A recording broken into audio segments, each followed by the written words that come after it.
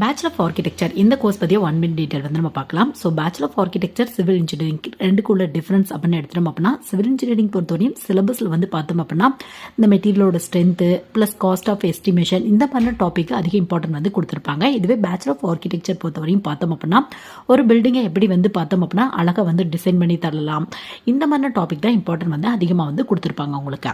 இதுவே interior designing choose பண்ணீங்க அப்படின்னா அதில் ஜஸ்ட் ஒரு ரூமில் இல்லை ஒரு பில்டிங்கை எப்படி இன்டீரியரில் வந்து நம்ம டிசைன் பண்ணலாம் அந்த மாதிரி டாபிக் இம்பார்ட்டன்ட் வந்து கொடுத்துருப்பாங்க. ஸோ மூணுமே ஒன்னோட ரெலவெண்ட்டான கோர்ஸ் தான், பட் டாபிக் வைஸாக நிறைய டிஃப்ரென்ஸ் இருக்கும் உங்களுக்கு. ஸோ பேச்சுலர் ஆஃப் ஆர்கிடெக்சர் படிக்கிறதுக்கு நாட்டா எக்ஸாமோட ஸ்கோர் மஸ்டா அப்படின்னு நிறைய ஸ்டூடெண்ட்ஸ் வந்து கேட்குறாங்க.